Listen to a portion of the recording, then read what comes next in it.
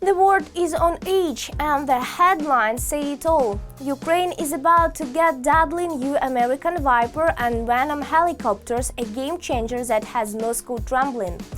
Kim Jong-un just fired missiles toward the EC, sending a fiery greeting to Trump ahead of the APEC summit. And Europe is striking back hard, preparing new sanctions, cutting off Russian oil and gas, and even seizing Kremlin assets. Welcome to Ukraine Today. I'm Zorislava Kolesnikova. The world order is shifting before our eyes, and we are here to break it all down. Ukraine to get Viper and Venom helicopters, Russia in shock. Even Russian media can't stay quiet. One of the biggest pro-Kremlin Telegram channels just spread the news. Ukraine is preparing to buy American Viper and Venom helicopters. The US manufacturer Bell Textron has already signed a memorandum to strengthen defense cooperation with Kyiv. This aircraft could become a game changer, giving Ukraine more speed, range, and firepower on the battlefield. So how soon will the Vipers take off, and how will Moscow react? One of the largest and most popular Russian Telegram channels, Diva Mayora, with an audience of over 1 million subscribers, reposted news about Ukraine purchasing combat and transport helicopters. We're talking about the Viper and the Venom. The manufacturer Bell Textron announced the signing of a memorandum of intent to develop cooperation with Ukraine. An agreement was signed to assess approaches to industrial cooperation as part of a potential helicopter purchase, AH-1Z and UH-1Y. The Venom is a transport helicopter, while the Viper is an attack helicopter that carries Hellfires. Both of them can use 70mm rockets, which basically means APKWS. And the Venom can be equipped with a minigun. And recalling American practices, Ukraine can use these helicopters to shoot down drones like the Jong-un. The interest of Russian media in the purchase of such helicopters suggests that the Kremlin understands that with the appearance of these birds in Ukrainian skies, the air defense system will become much more effective in the fight against Shahed strike drones. Attack helicopters? Bell helicopters are being purchased to replace the outdated Mi-24 and Mi-8, which have long outlived their service life. 85% of the parts in the Viper and Venom are identical, which means maintenance is cheap and simple. The Viper was created during the Vietnam War, back in 1965, and already in the 2000s it received new engines and a rotor, upgraded avionics, a fire control system, comprehensive survivability improvements, and extensive digitalization. In terms of capabilities, the Viper is almost on par with the best attack helicopter in the world, the Apache. The Apache is objectively more powerful since it's a machine with a maximum takeoff weight of 14 tons compared to 8.4 tons. The Apache's combat radius, 300 kilometers, while the Viper's is 243 kilometers. Also, the Apache's main armament is more numerous, up to 16 AGM-114 Hellfires compared to 8 on the Viper. But the typical combat loadout on the Apache is quite similar. The Viper carries 8 Hellfires and 2 pods of 70mm unguided Hydra rockets. As for automatic cannons, it's 30mm versus 20mm. An agreement has already been signed regarding the evaluation of approaches to industrial cooperation within the framework of purchasing Viper and Venom helicopters. We are proud to announce this agreement and the possibility of delivering these incredible helicopters to Ukraine. This initiative has been in development for some time and we look forward to its completion. Jeffrey Schlosser, Senior Vice President of Bell. In addition to the procurement of transport and attack helicopters, Ukraine will soon receive another batch of F-16 fighter jets. The Belgian Minister of Defense stated that as early as the beginning of 2026, the new birds will enter service in Ukraine immediately after Belgium receives its new F-35s. We continue to receive deliveries according to schedule. The first 3 F-35s, not 4, have already arrived. Now they need to become operational. I think this will take a year or a year and a half. Once we have operational capability, we will be able to transfer our F-16S to Ukraine. This is a very important phase. I always explain this to the Ukrainians. As soon as we are able, we will transfer them. However, don't forget that our country has DCA capabilities and plays an important role in NATO's nuclear deterrence policy. This is the cornerstone of our doctrine. Theo Franken, Minister of Defense of Belgium. This year, Ukraine received 2 F-16S from Belgium for spare parts. According to the security agreement between Ukraine and Belgium, the latter is to deliver 30 F-16 fighter jets by 2028. As of June 2025, Ukraine has already received more than 40 F-16s from its allies.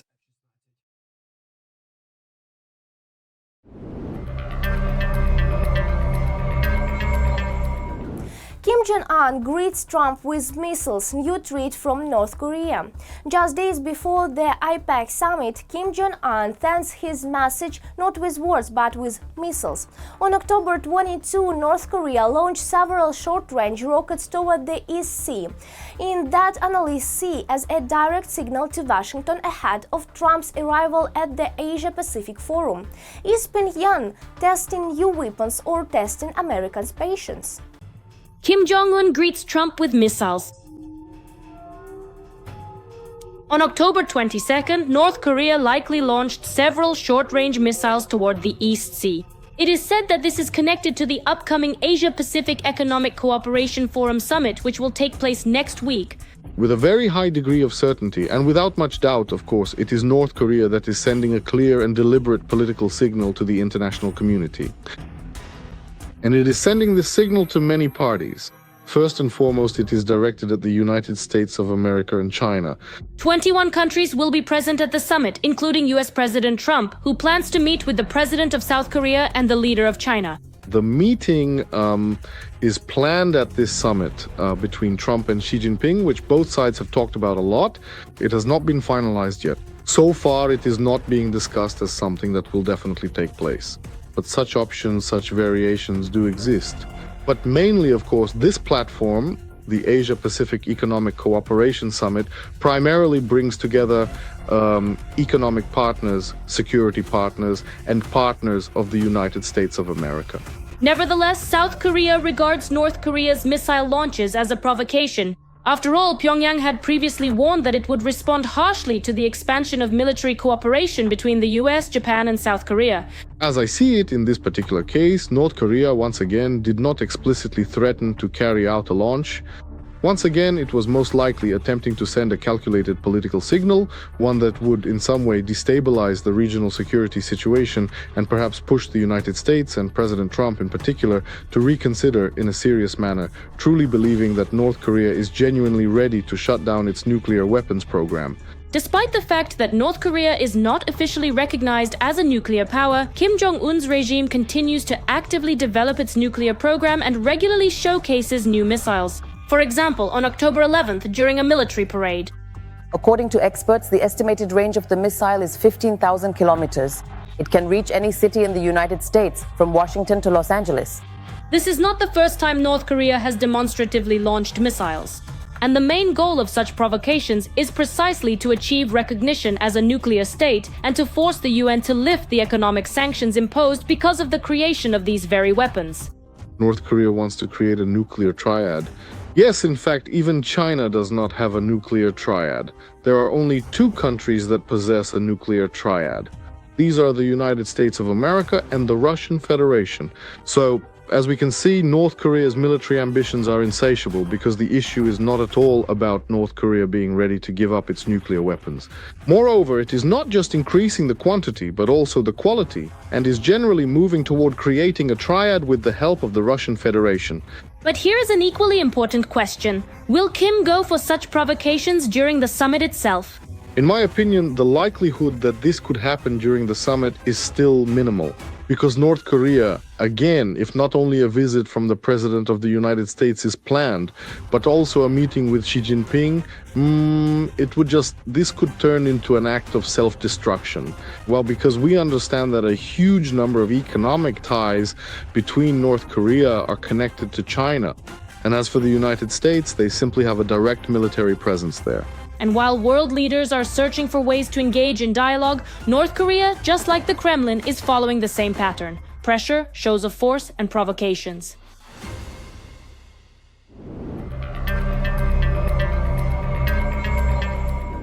Europe strikes back, new sanctions, energy ban and Russian assets seized. Europe is done with waiting. These historic decisions are on the way. A new package of sanctions, a total rejection of Russian oil and gas, and plans to use frozen Russian assets to rebuild Ukraine. The EU is turning up the pressure, proving that the Kremlin only understands the language of force. And as Trump signals support for Europe's through stance, Moscow is starting to panic. Is this the moment the West finally breaks Putin's war machine? Europe is demonstrating resolve. 3 major decisions are coming very soon: a new package of sanctions, a rejection of Russian oil and gas, and even the use of Russian assets. The EU is tightening pressure on Russia, knowing that the terrorist state only responds to force. We are seeing Trump's efforts to establish peace in Ukraine. Of course, all these efforts are welcome, but we do not see Russia truly striving for peace. Russia only understands force and negotiates only when it is truly compelled to do so. That is why, of course, we are discussing what else we can do. The new package of sanctions in the EU will be approved as early as Thursday, October 23rd. This is the conviction of the EU High Representative for Foreign Affairs and Security Policy, Kaja Kallas. The package will differ from the previous ones. The restrictions will affect 3 key areas at once: energy, financial services, and trade. The change in approach to sanctions was already mentioned at the beginning of October by the President of the European Commission, Ursula von der Leyen. According to her, the EU will no longer propose phased sanctions, but instead wants tougher measures. However, quick results should not be expected. The new restrictions are designed for the long term. It cannot be said that the 19th package of sanctions, which is still expected to be adopted this week, is truly groundbreaking, since a number of its provisions are delayed in effect. Well, for example, the refusal of Russian LNG starting from 2027. And we have to understand we are now in October 2025. Accordingly, there is still more than a year of transition period left. Things did not go smoothly with this package. The main obstacle, unexpectedly enough, turned out to be Austria. Vienna had previously refused to agree to new restrictions unless the European Union unlocked part of the Russian assets to compensate Austria's Raiffeisenbank for fines imposed by a Russian court. But no one supported Austria's demands, and the Austrians radically changed their position. Surprisingly, even Hungary is not planning to block the new package. We have no plans to block it. We managed to remove all measures that would contradict our national interests. Trump's actions, his successes in the Middle East, all of this creates an additional political backdrop and a certain incentive for some opponents within the EU itself to, well, talk less about blocking anti-Russian sanctions. For example, we can see that Hungary has ultimately given in, but obviously there are also the direct relations between Orban and Trump. However, while Hungary did not block the 19th package of sanctions, it did try to influence the decision to abandon Russian gas and oil. Slovakia did the same. The day before, the EU Council supported the complete abandonment by the European Union of Russian fossil fuels. The decision was supported by an overwhelming majority of votes, but not Hungary and Slovakia. However, their vote was not that important. Fundamental decisions must be made by unanimous agreement. Meaning, yes, by all 27 members of the European Union. But for a number of specific issues, a qualified majority is considered sufficient. That is 55% of EU member states in the European Union, representing more than 65% of the EU population. Therefore, in this case, we understand that a number of issues are still being shifted to the level of a qualified majority. The proposal in question provides for a legally binding ban on any imports of gas from Russia, including liquefied natural gas, after January 1st, 2028. At the same time, imports of new gas from Russia will be prohibited starting January 1st, 2026. However, for existing contracts, a transition period is provided.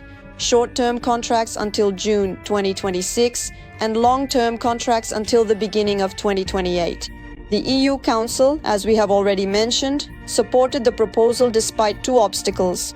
Now the matter is up to the European Parliament. It must approve the document. But these are not the only blows to the economy of the aggressor country. In addition to future revenues, Europe also plans to seize the Kremlin's current funds. We are talking about frozen Russian assets.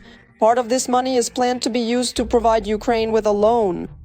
This is not about confiscation. In other words, they are working out a way that would allow the use of the principal of these assets, but at the same time not confiscate them.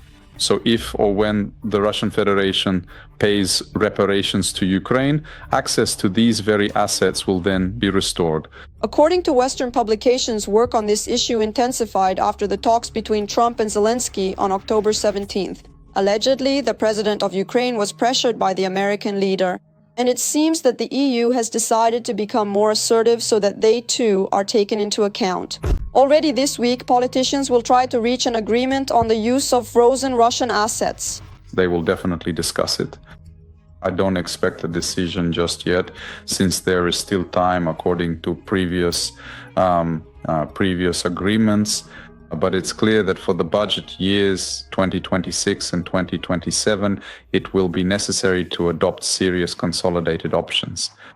And we fully understand that at this point in time, the West simply has no other choice but to go down the path of a reparations loan for Ukraine, because the funding required is truly extraordinarily large.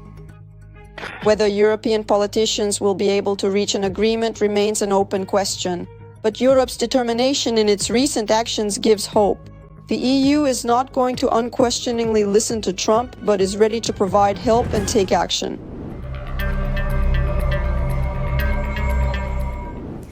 That's all for today on Ukraine Today. If you believe truth should roar louder than propaganda, like, comment and subscribe. And if you want to help us stay on the front line of information, become a sponsor and join our team. Your support helps us expose lies, fight disinformation and amplify Ukrainians' voice across the world. Stay informed, stay strong and stay with Ukraine.